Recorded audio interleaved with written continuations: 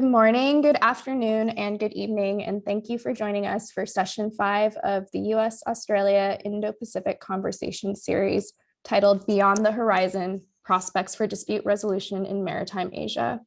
We would like to give the floor to today's moderator, Dr. Jeffrey or Danielle, Assistant Professor of International Security Studies at the Institute of International Strategy, Tokyo International University, and Pacific Forum's Director of Maritime Programs, to kick off today's program. Over to you, Jeff. Thanks, Ariel. Good morning, good afternoon, and good evening, depending on where you're joining us from. Welcome to the 5th session of the US-Australia Indo-Pacific Conversation Series. So I'm Jeffrey or Danielle, non-resident adjunct fellow and director of maritime programs at the Pacific Forum. This virtual dialogue series is organized in partnership with the United States Studies Center, University of Sydney, and is supported by the US Department of State through the US Embassy in Canberra. During the last session of this series, we heard American and Australian experts discuss the progress of the landmark UN Security Council resolution on women, peace, and security, 20 years since its enactment, and how this has formalized the link between gender equality and security, particularly in the Indo-Pacific region. In that session, we have learned that through domestic legislation and advocacy in regional and international dialogue institutions, Australia and the United States have made significant gains in raising the profiles of women as effective security actors and catalysts in ensuring long-term peace and stability. Today's session, titled Beyond the Horizon, Prospects for Dispute Resolution in Maritime Asia, we will consider the prospects of resolving maritime disputes in the Indo-Pacific region. Within the Indo-Pacific, the South China Sea is one of the most compelling case studies in looking at the rights, responsibilities, and entitlements of coastal states and user states. Despite the dispute resolution mechanisms enshrined in the UN Convention on the Law of the Sea, the 2016 Arbitral Tribunal's ruling on the Philippines case against China's 9-line claim, and the long-running efforts between China and ASEAN to establish a code of conduct on the South China Sea, reaching an amicable and rules-based settlement seems farther away than ever. While not claimants to the South China Sea, the United States and Australia see their interests as maritime nations tied to these debates, especially those that relate to navigational rights and freedoms. But Australia also holds valuable experience in successfully resolving a maritime boundary dispute, as it did with Timor-Leste. The resulting 2018 treaty on the Timor Sea maritime boundary is a good example of how international law can allow states to move past their differences peacefully. Given the power asymmetry that exists between Australia and Timor-Leste, perhaps we can draw lessons from that experience. To help us examine these issues, we are joined by two really outstanding experts, Professor Carl Thayer of the University of New South Wales at the Australian Defence Force Academy, Canberra, and Professor Beck Strating of La Trobe University. I want to read our speakers' really extensive and impressive background, but if I do that, we're not going to have time for their presentations and audience engagements. But just a little bit about our speakers. Carl Thayer is Emeritus Professor at the University of New South Wales at the Australian Defence Force Academy, Director of Thayer Consultancy, and a columnist for The Diplomat. He was educated at Brown University, holds an MA in Southeast Asian Studies from Yale, and a PhD in International Relations from the Australian National University. He's author of over 500 publications on Vietnam, the South China Sea, US-Asia policy, and Australian defense and foreign relations, among many others. Joining Professor Thayer is Beck Strating, the Executive Director of La Trobe Asia and a Senior Lecturer in Politics and International Relations in the Department of Politics, Media, and Philosophy. Her research focuses on maritime disputes in Asia and Australian foreign and defense policy. Since achieving her PhD from Monash University in 2013, she has written 3 monographs, most recently, Defending the Maritime Rules-Based Order in 2020. In 2019, she was awarded the Asian Studies Visiting Fellowship to research at the East-West Center in Washington, D.C. for 3 months. She was also a visiting affiliate fellow at the Institute of Southeast Asian Studies in Singapore, an affiliate researcher at Georgetown University, and is currently a non-visiting fellow or non-resident visiting fellow at the Perth US Asia Center. She has written over 70 commentary pieces for organizations such as Lowy Institute and the Australian Strategic Policy Institute, and regularly provides commentaries to media, including the ABC, the Australian, and Sydney Morning Herald. So really outstanding experts. Before I turn over to our speakers, just some disclaimers. The views expressed by the speakers and myself as moderator do not necessarily reflect the views and official positions of the US Department of State, the US Embassy in Canberra, or the United States government. All views and opinions expressed in this webinar also do not necessarily reflect the positions of the Pacific Forum or of the speaker's home institutions. Finally, all remarks, including those during the question and answer portion, are on the record and will be shared on Pacific Forum's YouTube channel following this session. So without further ado, let me turn over to our Australian speaker, Professor Beck Strading. Over to you, Beck. Well, thank you very much, Jeff, and thank you to Pacific Forum for the invitation today. I am zooming in today from the lands known as Nam, or otherwise known as Melbourne. And I would like to pay my respects to the Wurundjeri people of the Kulin Nation, who are the traditional custodians of the land upon which La Trobe University is situated on, and extend that respect to any Indigenous Australians who might be participating in the webinar today. I do have some slides, so I am hoping that the Pacific Forum team might be able to, there they are, get those slides up. I have been asked to provide some comments on Australia and East Timor's Maritime Boundary Treaty that was signed in August 2018, and to provide my views on some of the key factors in how Australia and Timor-Leste reached a resolution on what was a long-running dispute. And I thought I would begin with some background, because I'm not sure how many of you are familiar with this dispute. It's quite complex, and I'm happy in the Q&A to get to some of the broader issues around how it might be applied to something like the South China Sea. And I know Professor Thayer is going to look at some of the big picture regional issues around FONOPS and things like that. But I'm going to focus quite specifically on this case study. So Australia and Timor-Leste's bilateral relationship has been consumed by contested claims in the resource-rich Timor Sea since Timor-Leste achieved its sovereign independence in 2002. Could I have the next slide? Thank you. So this is a picture of the Timor Sea Treaty, which was signed in 2002, and it was actually signed on the day of Timor-Leste's independence in May. So Timorese and Australian representatives signed this treaty, which established a joint petroleum development area, which you can see on the map there.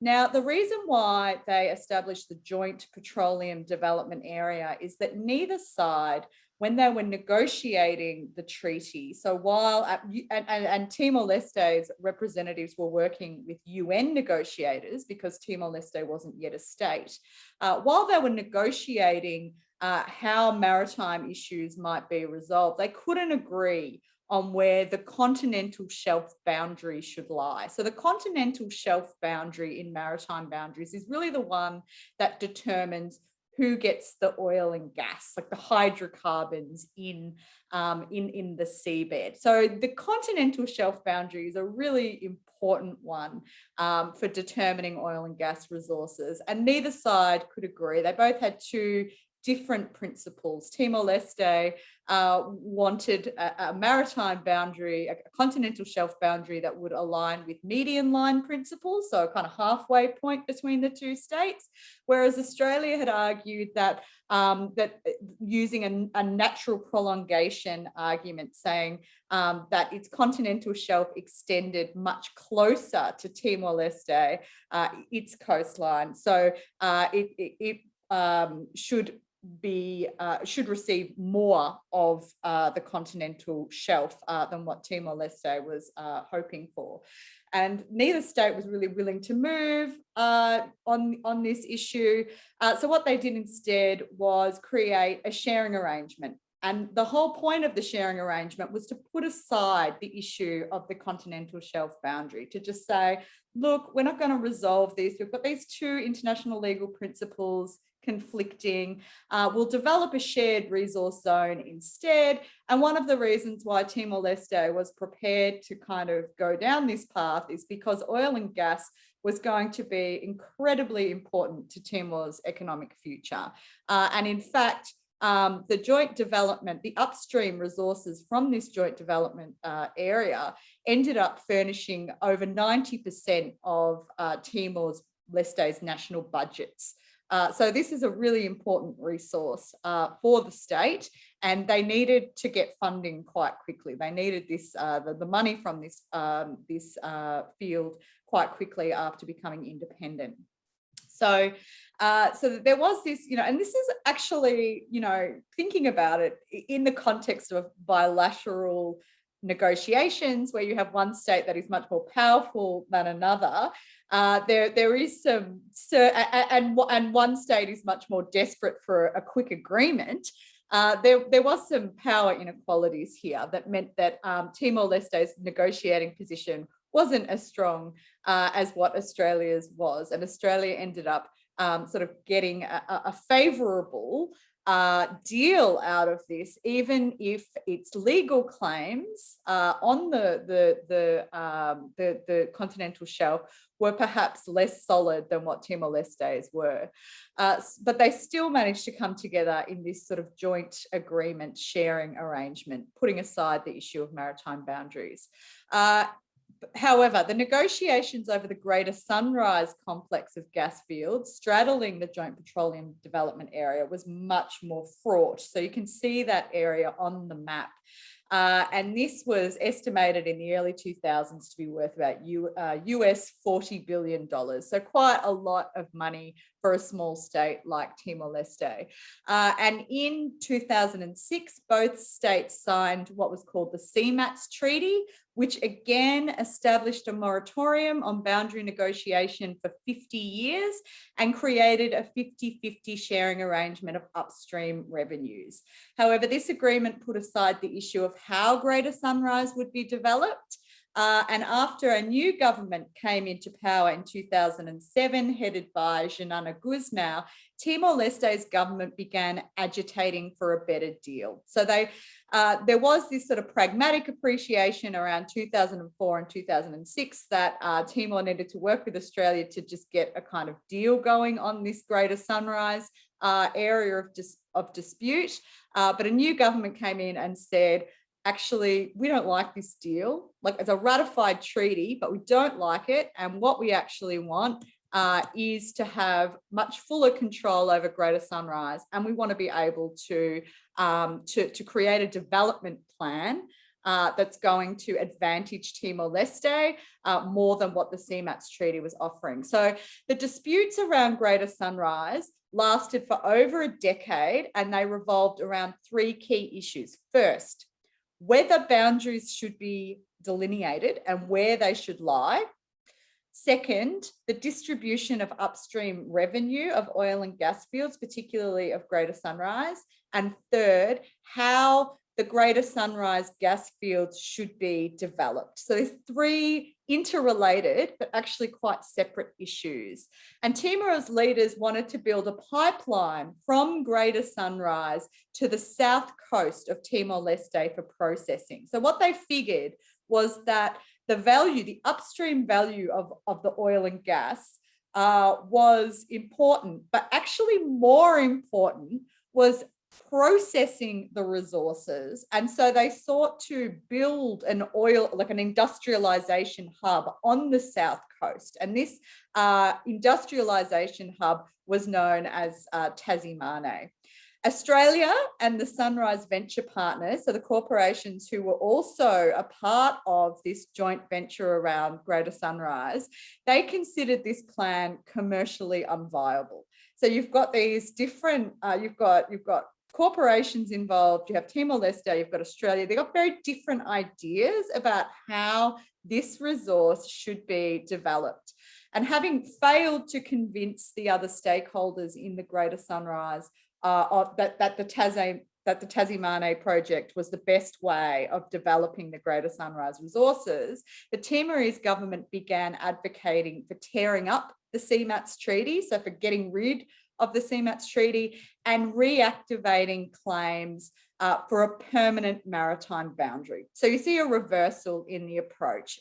At one stage, Timor was happy to put aside the maritime boundary issue, but when they didn't get what they wanted on the development plan, they enacted a new campaign that was based on ensuring stable maritime boundaries instead of deferring the issue. So there were two aspects to the campaign. The first was a public diplomacy campaign. So the Timorese government, along with civil society activists, began putting a lot of pressure on Australian governments on the boundary issue. And that's sort of a bottom-up strategy designed for the people of Australia to criticise the Australian government and get the Australian government to move on this issue. So the public diplomacy was very important. And the second was a legal strategy. So here's where we get to one of the interesting parts about Australia and its attitude to the Maritime Rules-Based Order. Australia is a strong supporter in its rhetoric of rules, particularly in the maritime domain, but Australia had withdrawn from compulsory jurisdiction of maritime boundary dispute settlement processes under the United Nations Convention on the Law of the Sea. So the Convention on the Law of the Sea, or Unclass, is often described as the constitution for the oceans. But Australia withdrew from this particular part of Unclass 3 months before Timor-Leste became an independent state. And effectively, this meant that Timor-Leste could not take Australia to an international court on the issue of maritime boundaries, on that specific issue of maritime boundaries.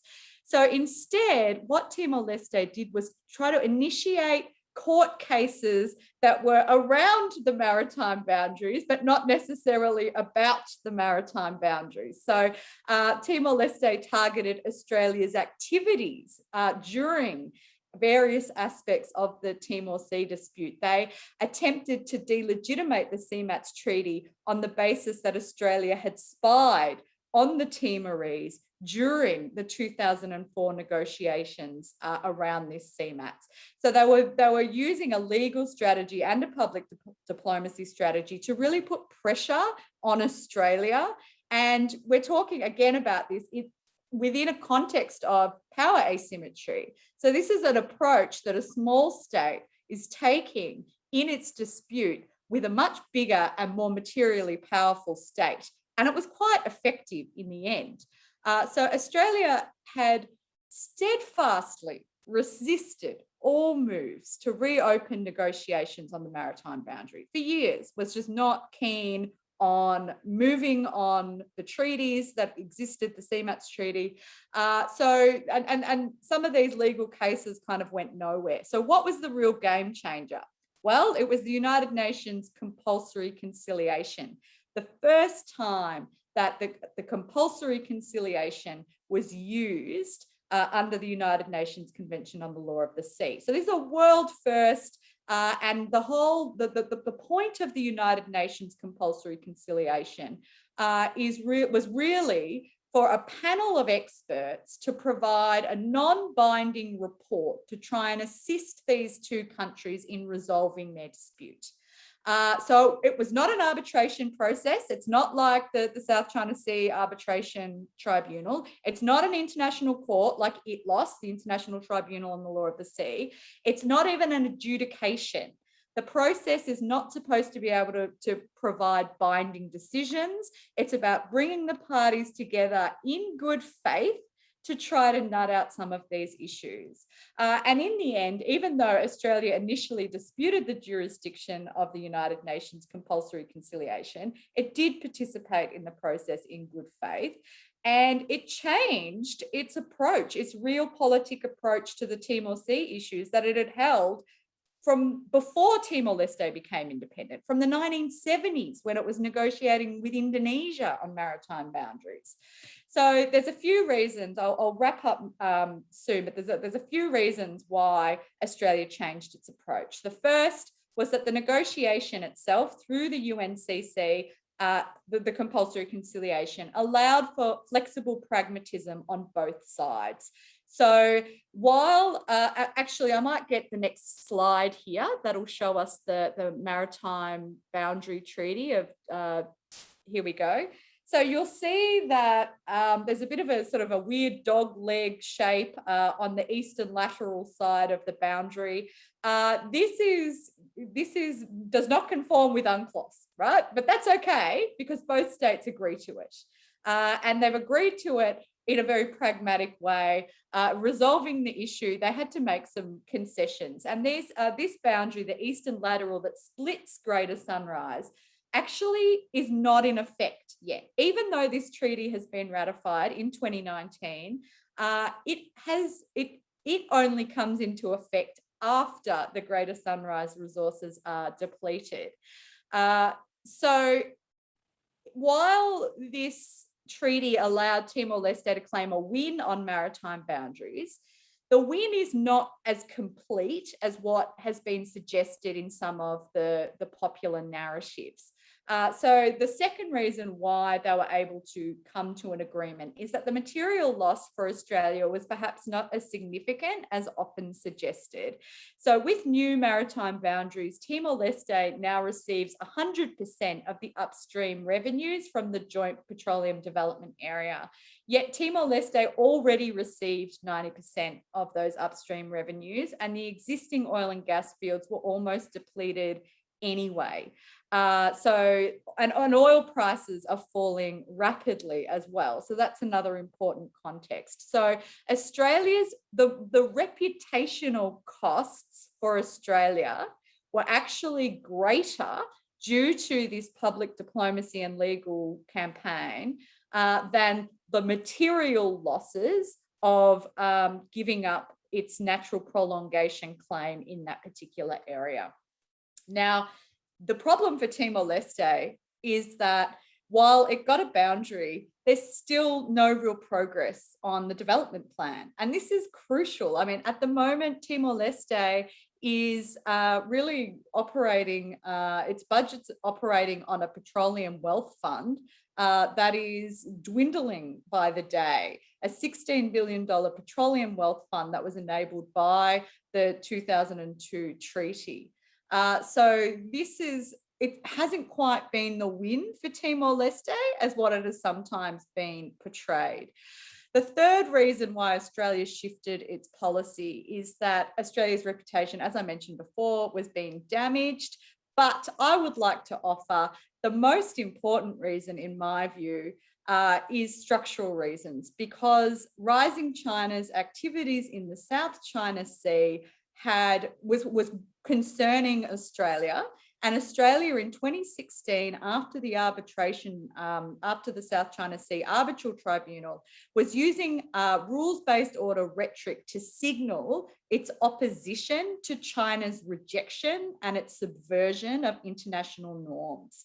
And this had the effect of China and others casting Australia as holding double standards, saying that while it sought to uphold the maritime rules-based order in the South China Sea, it was avoiding its international responsibilities in the Timor Sea. And ultimately, the sort of reputational costs coupled with the the material issues not being as considerable as what they once were, and then coupled with the structural environment, I think these are the fundamental reasons why Australia shifted its approach, and there was a maritime boundary, and I'll leave it there. Thanks, Beck. Carl Thayer, over to you, sir.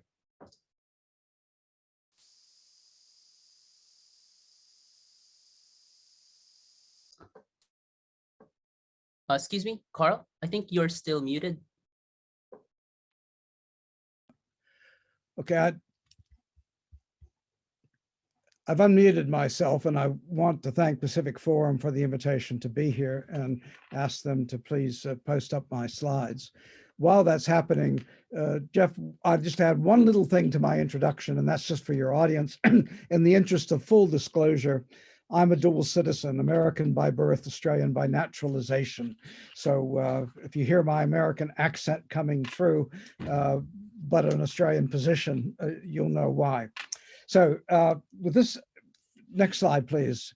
I'd briefly like to just run through my argument, dispute resolution mechanisms, the major disputes with China, the other disputes with US UNCLAS and littoral states, disputes amongst the littoral states in ASEAN, the South China Sea Code of Conduct, and finally, proposals for US Australia. Thank you. Next slide. My argument is the following. China, the United States, and the South China Sea littoral states are involved in many different types of disputes, and I'll just refer to them later. The UN Charter, Article 33, and the UN Convention on the Law of the Sea, Annex 7, dispute resolution, and Annex 8, resolution mechanisms have been ineffectual so far. The main game is the current ASEAN China, South China Sea Code of Conduct single draft negotiating text. It was put off for a year because of the COVID, but now there's agreement as a result of senior officials and foreign ministers in China on June 7th to 8th that the negotiations will resume next month. The draft is to go through three readings. One has been held 2019, and to get the second finished by the end of this year, and to complete the COC by the year after, 2022.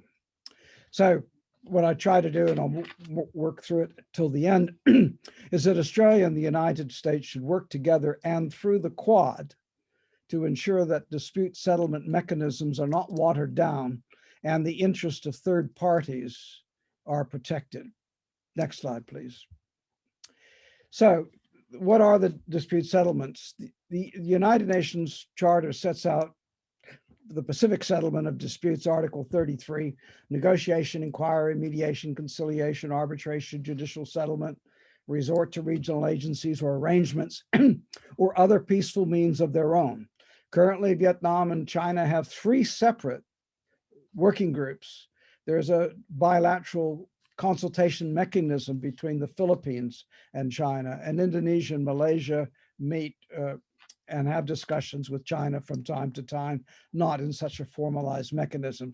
But the Vietnamese group, for example, is up to 14 meetings, and that's 1 a year. So it's been over a decade of talks. That's why I say ineffectual. The United Nations Convention on Law of the Sea only deals with an interpretation and application of the convention. It does not touch on sovereignty or other issues, and I'll say more on that later. The treaty, ASEAN Treaty of Amity and Cooperation is mentioned because it's in the draft code of conduct at the moment. And that's why I look to the main game for dispute settlement mechanisms is the South China Sea, is because ASEAN and the members of, the ASEAN members, I should say, not ASEAN itself, and China are negotiating that text. Next slide. The major disputes are between China and the littoral states. Disputes over sovereignty. Who owns a feature, a land feature, a rock or an island? How to delimit what the land entitles you to claim if you do have sovereignty over it. Sovereign jurisdiction over the resources and seabed of the maritime zone that you're entitled to have, including the continental shelf. And there's disputes concerning the interpretation and application of Unclass, which could be resolved under the compulsory, but there's no enforcement mechanism. And finally, China continually presses, and they snap back at the big three in Europe, France, Germany, and the United Kingdom, when they submitted a note verbal last year saying Unclass isn't the only international law that applies to maritime issues. There are others, without specifying. And China continues to raise historic rights that trumps everything, but the arbitral award in 2016 said it was superseded. Next slide. Now, disputes between US, Unclass, and littoral states, and this is my particular spin. The US is not a signatory to the UN Convention, but it considers Unclass customary international law. And since Ronald Reagan has said the US will adhere to it. In fiscal years 2019-2020, the US conducted freedom of navigation operational patrols in the waters of 10 countries in the Indo-Pacific: Cambodia, China, India, Japan, Malaysia, Myanmar, Philippines, Taiwan, Thailand, and Vietnam. But if we look at the South China Sea, next slide, please, we see what I'm saying are the disputes. The US isn't a signatory, but it disagrees with how countries' domestic legislation impede what the USA they're not allowed to do. So here we have, and in the interest of time, I'll just move through this. US opposes straight baselines. It opposes requiring prior permission for sailing through certain maritime zones, or criminalizing mapping and surveying that some activities it says can be carried out. Next slide. And against Malaysia, it's prior consent for military exercises and maneuvers in the exclusive economic zone, prior consent for nuclear-powered vessels in the territorial sea.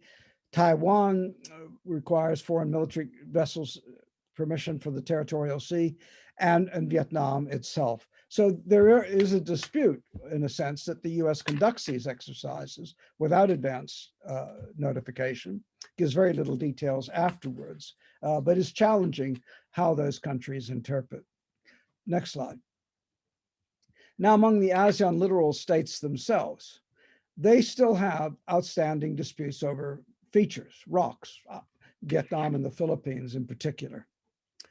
Delimitation of maritime zones, the sea boundary between Vietnam and Indonesia. This is not an exhaustive list, and that's giving rise to lots of fishing disputes. Extended continental shelves. Malaysia in late 2019 put in a claim for an extended continental shelf without prejudice to the claims of other countries. So Philippines and Vietnam, in a sense, have an opportunity, if they wanted to discuss with Malaysia where to go. And the most common dispute that's arising that creates irritation among the ASEAN states are illegal, unreported, and unregulated fishing, particularly Vietnamese boats and Chinese boats in Indonesian and Malaysian waters. Next slide, and Philippines with China. So we look, point 6 is ASEAN and the South China Sea Code of Conduct. It is rich in detail of how to build trust and confidence, how to prevent incidents, how to manage them, and how to try to resolve them through procedures and hotlines and meetings of naval chiefs, etc. But the dispute, there are only 2 proposals in it, and so they're not finalized yet, have been proposed. The first by Indonesia and the second by Vietnam. And Indonesia recommends the High Council in the ASEAN Treaty of Amity and Cooperation, where the high contracting parties in ASEAN would resolve disputes between 2 of its members, or 2 countries that have ratified the TAC, Treaty of Amity and Cooperation. But it's voluntary and both states must consent. The second option by Vietnam is to create a commission formed of the foreign ministers to meet annually by the contracting parties, and it's to be co-chaired by a Chinese representative at ministerial level and whoever is the ASEAN chair for that particular year. Now, both burrow down into great detail about how they should function, but in the end, if one party doesn't voluntarily agree, they're non-starters. Next slide. So in the single draft negotiating text are a series of proposals by 6 countries, some overlap, invoking international law. And this list here lists them. The COLREG's Collision Against Regulations. CUES is a code, not a law or convention. A treaty on safety of life at sea, search and rescue, safety of life, sea, anti-terrorism, and then oil pollution. As you can see, the first 3 are heavily subscribed to, and the other 3 are not. China is a party to all of them, but not the other countries. And in particular, like Philippines is not part of COLREG, Collisions Against Regulations at Sea. So although that they put that in, a lot of work would have to be done if a code of conduct is approved to get other countries to ratify these instruments or to agree to the conventions, codes that they haven't already done. Next slide. The US and Australia. One, I was at a webinar with Beck Stratling under Chatham House rules. So I can't describe anything further, but I can use the ideas. And leading legal experts from Australia made the point that they were concerned about the use of rules-based order, and that could undermine international law, that the focus should be on law. Otherwise, who's the rule and how is it falls below international law. So I just throw that out because the mantra is always rules-based order, and then somewhere in that sentence comes international law. So I'll just table that. The ASEAN South China Sea Code of Conduct has at least 4 major issues, and I highlight them here. There are some others that have yet to be resolved. The parties have not yet decided what is the geographic scope that's going to be covered. So you can be good in one area where the code is and then misbehave as soon as you sail out of it. What's the legal status? Is it going to be a treaty or just a political declaration? And if it's a treaty, will it be ratified and deposited with the UN, etc.? How will it be enforced if a party violates the code? And there is no provision for third parties. And that's where I say the US and Australia and other countries have for some time been saying that code should not prejudice their interest. So I would fire a starting gun and say for the US and Australia, plus the other members of the Quad, the major maritime powers, now is the time to begin lobbying individual ASEAN members and ASEAN itself to make sure third parties can adhere to it through a protocol like the Treaty of Amity and Cooperation. And in particular, since a lot of countries would have to, indicated, ratify various pieces of international law to coordinate legal assistance and training to claimant states that want it. So the first thing I'm saying to create this order is to get ASEAN's house in order through its own members, either under Unclass resolving their disputes or engaging in measures of a practical nature to get on with it without exacerbating the dispute itself. So that's there. And a non-starter, but nonetheless, it must be said, the US is both a player and a referee, says China. It hasn't ratified Unclass, yet it tells people what to do. So once again, the US needs to consider, the US Senate, ratifying Unclass. And I think Australia could play a role if an initiative were developed by the Biden administration to lend Australia's good offices and experience as to why ratifying Unclass would contribute to regional peace and security through international law in the South China Sea and beyond. Next slide. So the Quad has been virtual up to now. It's about to have its first face-to-face meeting, hopefully by the end of the year. It needs more than that. It needs to establish itself as a working regional, a part of the regional architecture, security architecture. So I'm suggesting a secretariat be established. to provide the permanent staff work. So if there are going to be meetings of senior officials, ministers, and heads of government on a regular basis, this could either be placed in a capital city by all consent or rotated after a period of time, but to have an institutional memory. And it should set up a working group. The other working groups are on COVID, disruptive technologies, climate change, but look at international law in the maritime dispute settlement realm. And then an idea that I've heard and I like. ASEAN has a ASEAN +3 as a result of global financial crisis, where it meets with Japan, South Korea, and China to work on those particular issues. Why not have an ASEAN +4, where ASEAN could meet with an established Quad as part of a regional architecture? And ASEAN has met with other bodies once it had a legal status through its charter. So to engage, and one reason is because the Quad expanded on COVID to involve in discussions New Zealand, South Korea, and Vietnam. And people are pointing, oh, will Vietnam become an associate member or join? That puts too much pressure on an individual country, and it makes it look like it's siding against China.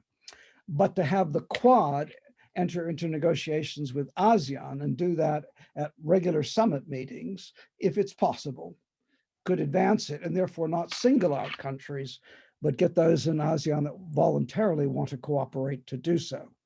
And then to push through that with ASEAN mechanisms where members of the Quad are present by preventing a united diplomatic front at the East Asia Summit, at the ASEAN Defense Ministers Meeting Plus. There's expert working group on maritime security to hone that agenda to focus on dispute resolution.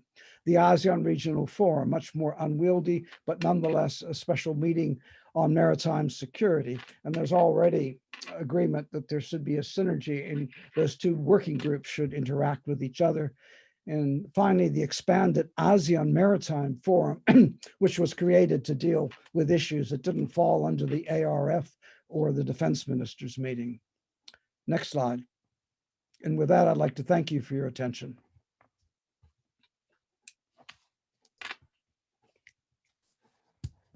All right. Thank you to both our speakers for the very illuminating presentations. Having heard from both our speakers, in a couple of minutes, I will turn to our audience for their questions. The instructions for Q&A are flashed on your screen. It's also on the chat box. To ask a question and or to comment, please use the raise hand function located in the reaction tab at the bottom of your Zoom screen. Please wait to be called and unmuted by Pacific Forum staff before speaking. And please don't forget to state your name and affiliation before commenting or asking questions. You can also submit your questions through the Q&A tab if you are shy of asking the question yourself. But if you're going to do that, please include your name and affiliation in your submission. So just to jumpstart our conversation, let me ask the first questions. For Beck, this is probably just a technical question, just to clarify this for our audience. The 1972 Australia-Indonesia seabed boundary did not necessarily carry over when Timor-Leste became an independent state. In short, why couldn't Australia insist on the 1972 agreement as binding also to Timor-Leste? I think Timor-Leste can be considered as sort of like a successor state. And second, the dispute with Timor-Leste on continental shelf is detached completely from the exclusive economic zone. In other words, there is no dispute whatsoever on the EEZ, like fishery issues, only about continental shelf, which obviously involves oil and gas resources.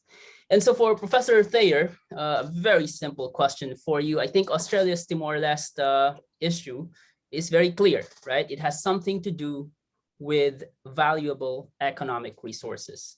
Do you see economic resources as also the main driver of China's policy in the South China Sea, or not really? If not economic resources, then what exactly is the main determinant of Beijing's South China Sea policy? So those are two questions. I guess let's start with Beck first. They are really excellent questions, and I'm glad you asked them. It's hard often to try and pack a whole lot of history into a short presentation. And the 1972 boundary is a really important part of the history of the maritime boundary dispute between Australia and Timor-Leste. So the boundary that you're referring to is a seabed boundary between Australia and Indonesia. It's not an EEZ boundary, it's just a continental shelf boundary. And it actually comes in two parts. That's why we have the Timor gap in the middle, is because the Australia-Indonesia, actually 1971 and 1972 treaties established these two separate boundaries. And the reason for that is because Portugal was the administrating power of Timor-Leste at the time.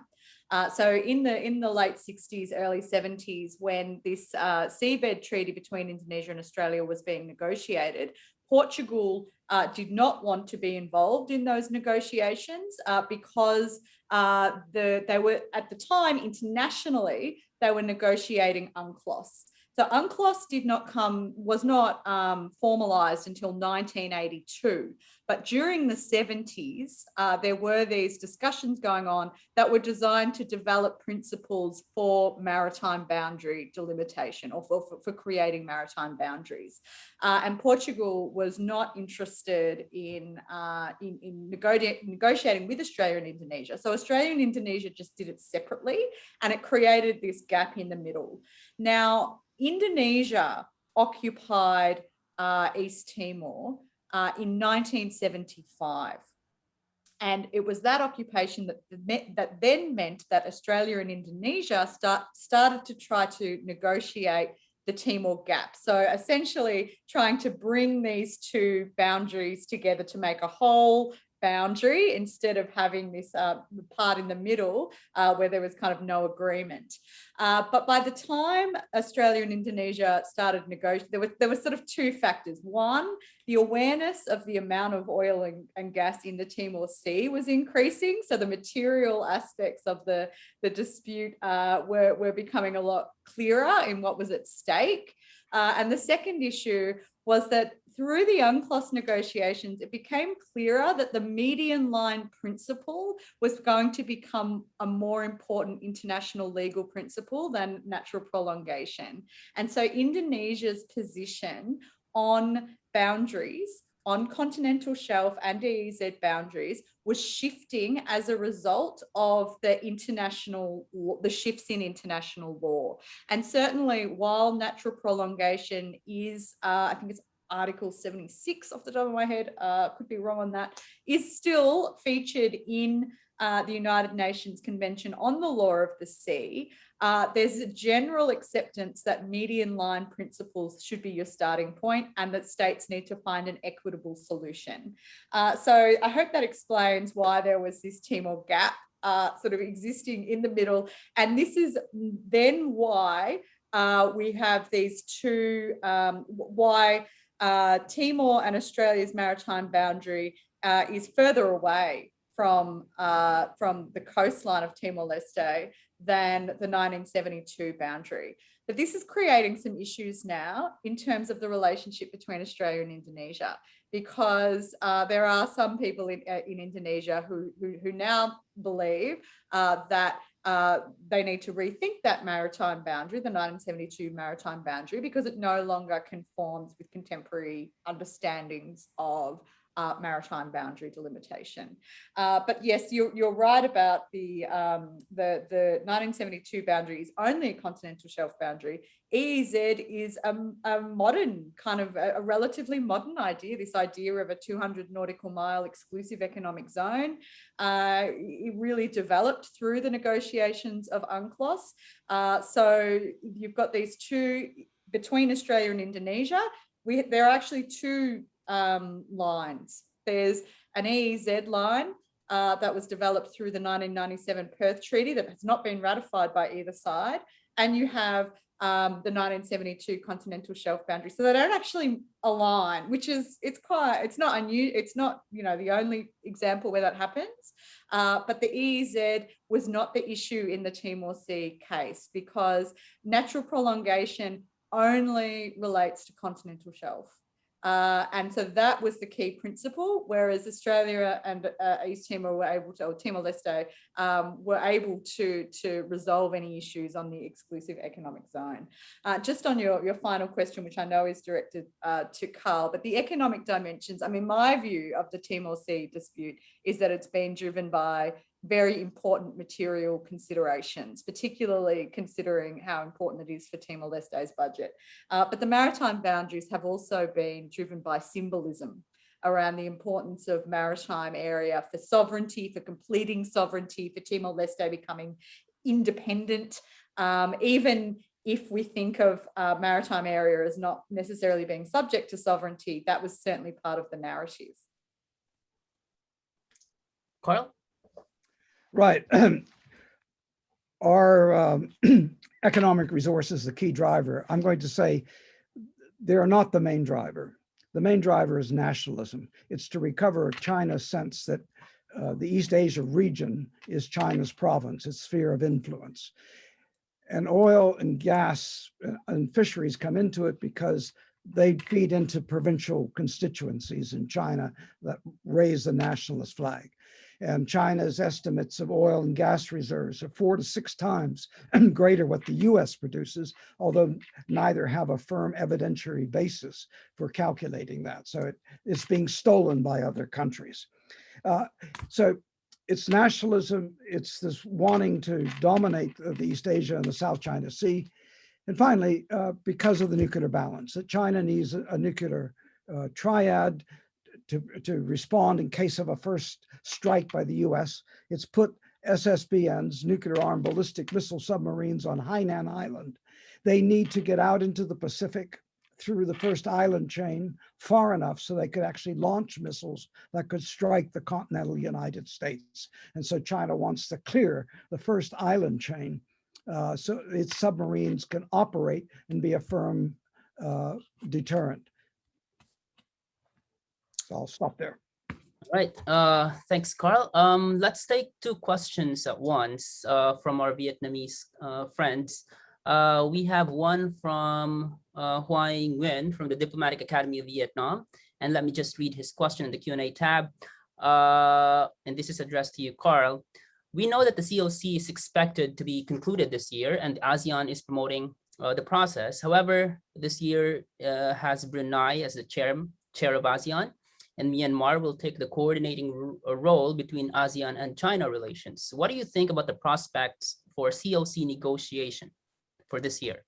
I'm sure you've answered some of those during your presentation, but probably a very brief preview of what to expect this year.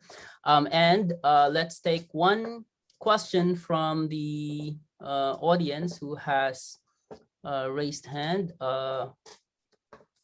Fan is a previous student of mine.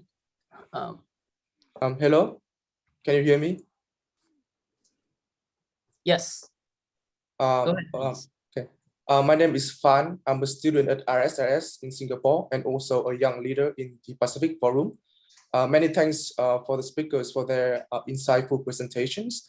My question is that what is the prospect of compulsory conciliation being used to resolve disputes in the South China Sea, either among Southeast Asian littoral states or between China and Southeast Asia?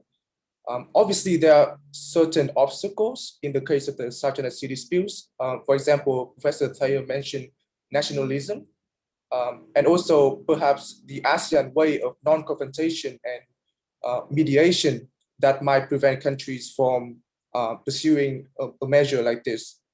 But I wonder what the speakers think about this. Thank you. Do you want me to respond to the first question briefly? And then Beck, I'm going to throw over a bit to you since you've raised that. Look, well, one, the code of conduct already, I was indicating on the 7th of June, agreed that it won't be solved, and the year after this is being looked at. So the time frame has shifted, and China's clear to get a second of the 3 readings underway. Brunei, and then it's going to be followed by Cambodia. So in the next 2 years, they're reactive, Chairman, not proactive. So I don't see them playing a major role itself. And Brunei has not joined any of the other littoral states in making claims to the Commission on Limits of Continental Shelf with note verbals. It just makes its own separate statements. And Myanmar, yeah, is a dialogue partner with China. Wonderful. Military coup. China's the only country backing Myanmar. I don't see, that's a disaster for ASEAN itself. And because of those very vital issues that I've talked about, don't thinking is happening. I'll just say briefly, I don't believe anything that's compulsory under international law. China won't agree to it unless they know they want it. So you can't force them to show up, and Unclass has a provision for what happens when you don't. They still call it illegal, the award. And then I'll shut up and let Beck get onto it, saying Unclass isn't the be all and end all of international law to resolve these things. There's other international law without telling us what it is. Beth? Look, I think follows on very nicely from what Carl was just saying. I mean, they call it a compulsory conciliation, but really the process provides for a non-binding report. And it really requires, I think, in my analysis of the compulsory conciliation process, it really required good faith engagement. And that's going to be, the challenge with sort of thinking about whether it's useful in the South China Sea dispute, possibly maybe between intra-ASEAN disputants. It might potentially have a role to play there, but the problem with sort of transporting the Timor Sea issue with the South China Sea issue is that there's very different dynamics at play. Like where the Timor Sea one is purely a maritime dispute. There's no real sovereignty issues. As much as sovereignty and nationalism were invoked in the public diplomacy, we're not talking about ownership of islands or rocks or low-lying features like what we're seeing in the South China Sea. It's less geographically complex. It's a bilateral dispute, and the bigger power is one that is an Unclass supporter. And even though China has ratified Unclass, unlike the United States, it demonstrates an exceptionalism when it comes to the South China Sea. The South China Sea is seen as a sort of specific, it's got a quite specific place in the Chinese strategic imagination, and Unclass doesn't seem to apply as much as what it might in another maritime domain. So I think that's the essential challenge with the compulsory conciliation in that kind of domain is the fact that it's multilateral. There's multiple stakeholders. There's sovereignty issues. There's maritime boundary issues. And there's the most important player has a very exceptionalist attitude to the rules-based order. And Australia did have an exceptionalist attitude on this issue. But as I've explained, I think it shifted, and it did ended up participating in good faith precisely because of the pressures of China's revisionism in the South China Sea.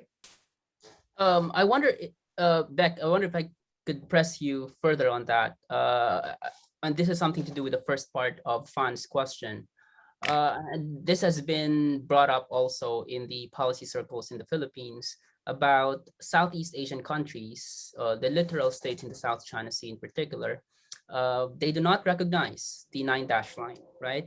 And they also, it seems to me that they also have the belief that none of the features in the South China Sea are islands, that they're all rocks. So what if Southeast Asian countries themselves get together, and maybe between Vietnam and Indonesia, or Vietnam and Malaysia, or Vietnam and the Philippines, to bilaterally either negotiate or undergo a conciliation process that does not include China? Would that be helpful, or is that going to be a distraction? Well, I mean, it's an interesting hypothetical, and I think that probably the only I can't see a United Nations compulsory conciliation solving all of the South China Sea disputes, but it could have a role to play, as you point out, in some of the bilateral disputes between Southeast Asian countries. And there are examples of Southeast Asian countries using, as Carl pointed out, not just Unclass dispute resolution processes, but also the International Court of Justice processes to come together and resolve some territorial disputes. So some of these states have demonstrated a willingness to use international dispute resolution mechanisms and to abide by the rulings of the court or arbitration. But I think it's possible. I don't think it's necessarily a distraction. I think that resolving boundary issues is ultimately going to be a good thing for stability of the region. But I don't think it's going to get to the heart of the significant challenge, which is that that China sees the South China Sea as its near sea, as part of its. It doesn't necessarily say explicitly that it's part of its sovereign territory, but that's the way that it treats it. And I don't think a compulsory conciliation is really going to get to the heart of that suite of issues that Carl has talked much more comprehensively about. But there may be a role to play for a conciliation in getting some of the Southeast Asian states to think about other issues potentially. All right. So we have another very good question from An Xiao from the National Chengchi University. And this is for the both of you. How would you look at the fait accompli in the South China Sea? I think she's talking about the land reclamation that has been finished, the militarization, the capture or the effective control of China over the Scarborough Shoal, and so on. What would these fait accompli, or how would these fait accompli impact the COC negotiation? Is this the reason why China is trying to delay the COC negotiation? Are they trying to achieve more fait accompli, and are they waiting for a time when they have already achieved their strategic goals before actually agreeing to freeze the status quo? So in short, COC vis-a-vis fait accompli. What are your thoughts on that? And then one question from Han Nguyen. And this is first for Beck. Is there other asymmetric tools Southeast Asian states can employ when talking to China, given that public diplomacy or reputational cost may not necessarily be a sufficient deterrent?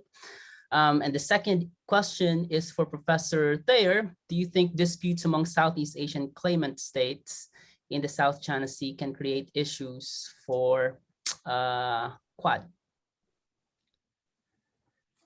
Right.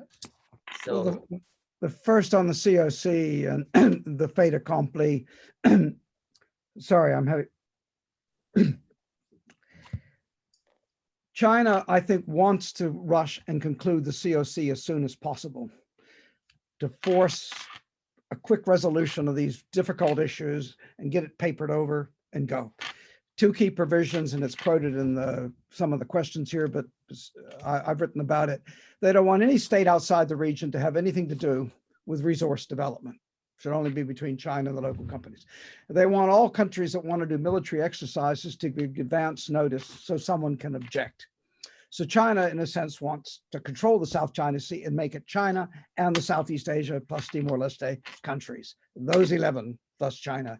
The other countries are outsiders, interlopers, intruders, should stay out of the affairs of that state. And they might be able to sail through and trade, etc. So so the COC, in a sense, what's in it for those countries that agree to it? And that's the point. And I think that will be delayed. I always tell the Vietnamese, it's not in your interest, don't agree to it, because another declaration isn't going to help. Yeah, and for the Quad, of course, any disputes among countries not involving China can be a particular issue, but that's where diplomacy and other approaches by Quad members can help.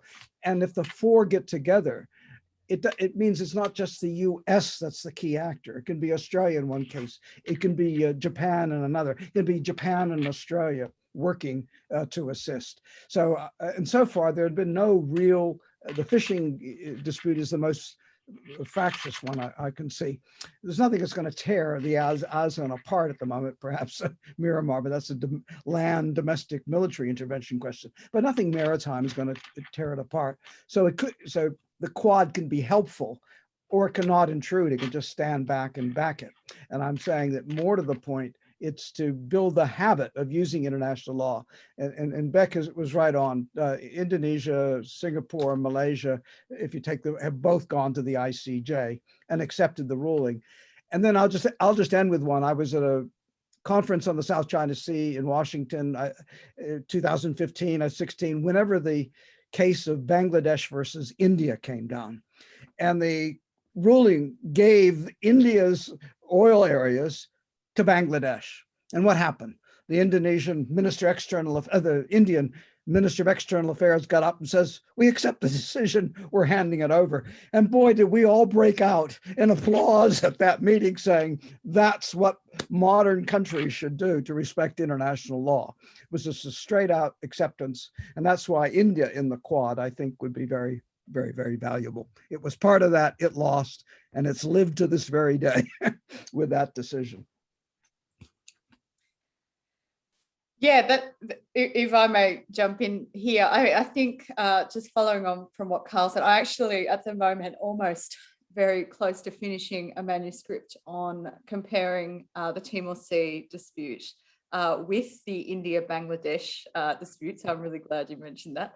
But also with the Chagos issue and the UK and the United States issue some of the kind of the issues with the rules-based order rhetoric around the Chagos dispute in the Indian Ocean. And the India-Australia one is really interesting because there is this power asymmetry in both of those cases. And this gets to the question about the diplomatic tools of smaller states. And that's really what I focus on in this manuscript, is that the bigger states really matter for how effective, the diplomatic tools of the smaller states are likely to be. You've got to shift their foreign policy. You've got to shift their defense policy in some way in order to get a resolution on some of these issues.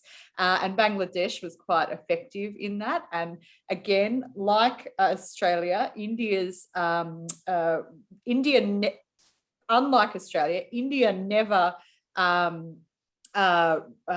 excluded the compulsory jurisdiction of maritime boundary disputes under Unclass. So Bangladesh did have the option to take India to arbitration on the issue and did, and India respected the ruling, as it should, as states that Indo-Pacific states that support the rules-based order should do. This is the whole point of dispute resolution processes. So Australia and India are kind of present themselves as models of good international citizenship when they use these dispute resolution processes. And this is the fundamental issue in the South China Sea, is that while it is another example of asymmetry, power asymmetry, China has a different attitude towards that rules-based order.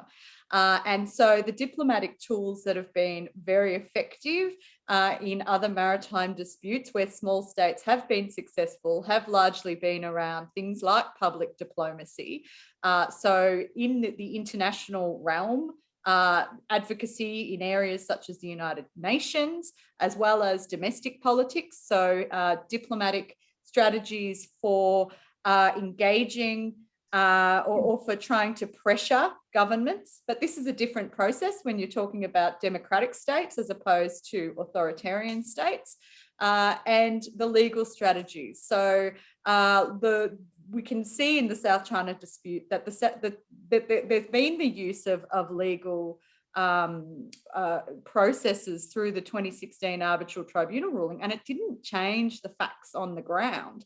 but arguably the Philippines didn't really push it either for a long time. And that's a problem when you've got extra regional states like Australia or the United States who are pushing this arbitral tribunal ruling more than what some of the Southeast Asian states are. So I think that the public diplomacy can play a really important role. I think norms do play a really important role in these maritime disputes. Reputation is important, particularly for these Indo-Pacific adopter states. But we need to recognise the material and the strategic constraints on this when we're talking about the South China Sea, where the fundamental challenge is really about how China perceives its interests in relation to international law. All right, that makes me remember that I actually am very curious about Australia's interest in the South China Sea. For the longest time, I've been trying to think about the rationale behind Australia's very vocal diplomacy on the South China Sea. So Beck, perhaps if I can press you further on that, what exactly, very briefly, what exactly are the national interests of Australia in the South China Sea? And I don't want to go back to the abstractions about its rules-based order, liberal international order and whatnot. What exactly are the rationale behind Australia? Australia is not really close to the South China Sea if you look at the map, right? So why is Australia so vocal on the South China Sea issue? Well, I'm glad you're asking that question. And all of the answers are in an article that I published with Pacific Review last year, which thoroughly examines Australia's interests. And some of their stated interests are a little bit different from their material or from their psychological interests, because the first sort of key interest that Australia sees is in trade. And the fact that a significant portion, 2/3 of Australian seaborne trade transits through the South China Sea. So that's one interest that Australia states. Obviously, the problem is that a lot of that is going to and from China, who remains Australia's #1 trading partner.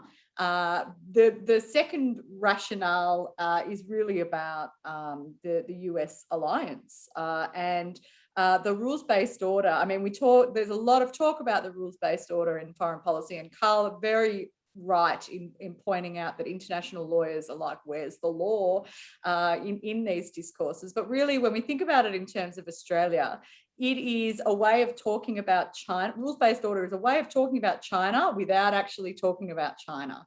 And that's why they use the term a lot. And it's associated with its ongoing support for a US regional order. So what's going on in the South China Sea is an exemplar of strategic competition, and Australia has been very concerned about China's sort of unilateral efforts to undermine international law in the South China Sea.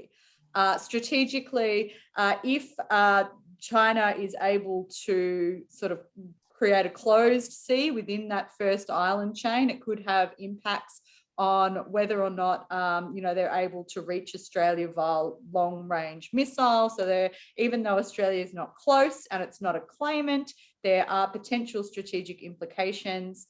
But really, I know that you asked for non-abstract reasons, but I think that in terms of the psychology, this is about rising China and its implications for a regional order and for US leadership. And whether if the United States can't keep that South China Sea open and free, what does that mean for a middle power state like Australia that has 99% of its trade by volume is seaborne? I think it gets to strategic anxiety. Mm-hmm. All right, we're running out of time, but with the indulgence of our speakers, I think we have to ask this last question from Edsel Ibarra, who is from the Foreign Service Institute under the Department of Foreign Affairs of the Philippines. And let me just read the question. China's proposals for the COC include provisions that limit the involvement of third parties. For example, China proposed that the economic activities at sea shall not be conducted in cooperation with companies from countries outside the region. And that also, China's also has a similar proposal on the military activities that sort of giving China a veto of military exercises conducted in the South China Sea. So the question there is, what is the prospect of Southeast Asian countries agreeing to these provisions that are really trying to exclude external powers from the activities in the South China Sea? Maybe Carl and Beck. Right. Well, having been leaked a copy of that draft code of conduct, one, it's a compilation of 8 ASEAN country submissions, Laos and Myanmar, not in China. Malaysia's submissions, which is not in opposition to China, I mean, it wasn't written to, is different. It just says we're a sovereign state and we have the right to form contracts with any oil company that we want, putting words in their mouth. So you have a very different one that just rejects only regional states can be involved. So that would have to be reconciled, and I don't think Malaysia is going to give up on that. Next, on the military exercises, Indonesia and Vietnam both proposed suggesting advance notice, and one set a time, a recommended time period, giving 60 days. So you have China saying, if anybody objects, then maybe we have to draw the conclusion it would be a veto, but the others, those remain to be compromised. And I don't think it's going to be accepting. China's not going to get a code of conduct that gives it the exclusive right to negotiate on foreign oil companies. In fact, Vietnam's strategy is to get as many as possible. So I answered the question that way. Yeah. I don't have too much to add on that specific issue, other than the fact that for non-claimant states like Australia, this whole idea of of pushing other states out of the region and out of the negotiations, I think is quite problematic. And for Australia, with the Code of Conduct negotiations, its interests are ensuring that Unclass is that whatever agreements are made conform with Unclass. I think that is like the #1 priority for non-claimant states who are kind of watching on with the Code of Conduct negotiations, but aren't directly a part of it. And then I'll just add the footnote, and that their interests are not adversely affected by what's in the Code of Conduct, which is the same as what you're saying, but to exactly add the weight to it. Yeah. All right. Thank you very much to our speakers. We really learned a lot today. Special thanks also to all our attendees.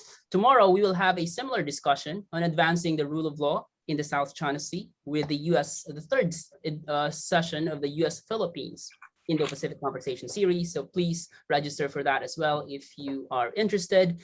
And please stay tuned for the 6th session of the US-Australia Indo-Pacific Conversation Series happening in July. Registration announcements will be sent to email subscribers and on Pacific Forum social media. So please stay tuned and register for that as well. So that's it for today. Thanks, everybody. Goodbye.